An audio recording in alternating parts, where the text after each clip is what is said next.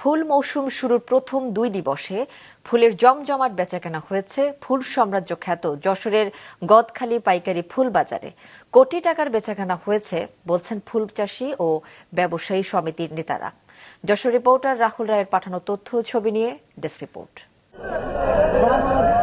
যশোরের ঝিকরগাছার গদখালি ফুলের পাইকারি বাজারে আজ বসেছে বিজয় দিবস উপলক্ষে হাট।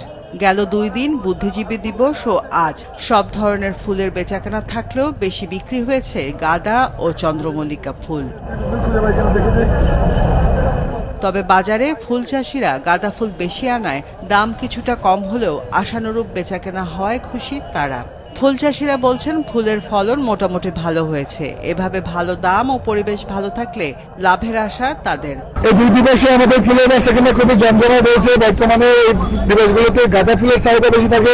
আমরা দেশের 64 জেলায় আমাদের এই ফুল পাঠাচ্ছি। চাষি হিসাবে এবং ব্যবসা হিসাবে আসলে সবাই খুশি আর কি। আমরা গাঁদা ফুল বুঝে রেখে দিলাম 16 ডিসেম্বরের জন্য। এবার খুব ভালো বিক্রি।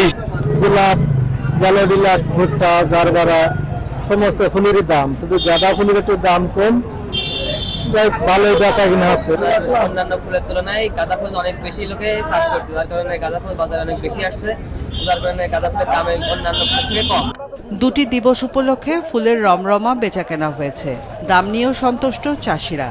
কোটি টাকার বেচাকেনা হয়েছে বলছেন ফুল চাষী ও ব্যবসায়ী সমিতির নেতারা।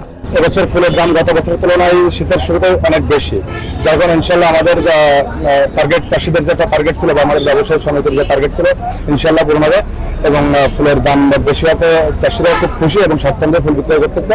এবং আগামী যে অনুষ্ঠানগুলো আছে আমরা আশা করি ফুলের দাম খুব ভালো হবে আর কি। গদখালি পাইকারি ফুল বাজারে আজ প্রতি হাজার গাঁদা ফুল 100 থেকে 120 টাকা আর গোলাপ 6 থেকে 8 টাকা পিস বিক্রি হয়েছে। ভালো দাম পেয়েছে অন্যান্য ফুল বিক্রেতারাও। মাছরাঙা নিউজ ডেস্ক।